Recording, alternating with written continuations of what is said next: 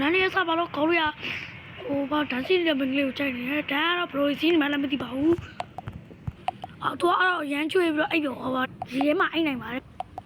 အမကောင်းလေးကတော့အရန်ချွေနေပြီဆိုတိတိနဲ့ဒန်းနေတာရှင်းနေပါတယ်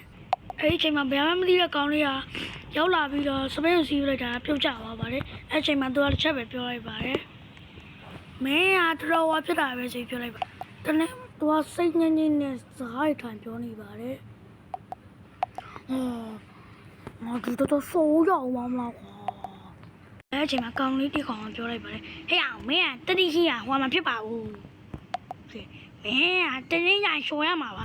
သူ့ပုံတက်ခွနေရတော့ဒီကောက်ဇက်ကောင်ကျွန်တော်ပဲဖြစ်ပါတယ်ခင်ဗျာအမသူကကျွန်တော်ကိုဘူချိုချောင်းကောက်ပူလိုက်ပါတယ်အေးမင်းကဘူချိုချောင်းဖောက်ဝဲတယ်ဒီပါပြည့်နေရတယ်ဟဲ့ရဲတော့ငါဘူချိုချောင်းဖောက်ဝဲတယ်ဟဲ့ဒီမှာကျွန်တော်လည်းပြောတပတ်ဟေးဘာလဲပြော sorry အမကျွန်တော်မသိတဲ့နေရာလမ်းလျှောက်ထွက်လာခဲ့ပါတယ်။နေ့မှာ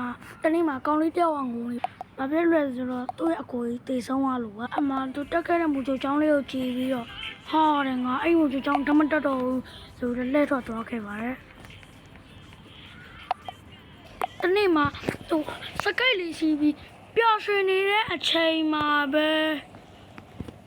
စကိတ်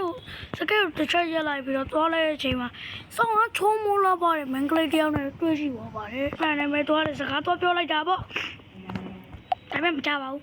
။ပြုတ်သွားပါ။ဟာဒီမင်္ဂလိလာဆိုပြီးတော့ဒီမင်္ဂလိကိုပြောဟဲ့ကောင်မဘာလဲပြောငါနဲ့ကိုချစ်လေယောအမတူကလည်းစိတ်ပြပြနဲ့ပြန်ထွက်လာခဲ့ပါတယ်။အိမ်မှာသူအိမ်ဆောက်အတွက်အရီနာတစ်ခုကိုရောက်ချ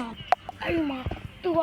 အိမ်ဆောက်ခဲ့တဲ့အချိန်မှာအိမ်လေးကိုကောင်းဝင်သွားပါတယ်။ပြန်ချင်းတဲ့နေရာမှာထိုင်လိုက်တယ်။ထိုင်မဲ့ TV လေးကြည့်နေပါတယ်ခင်ဗျာ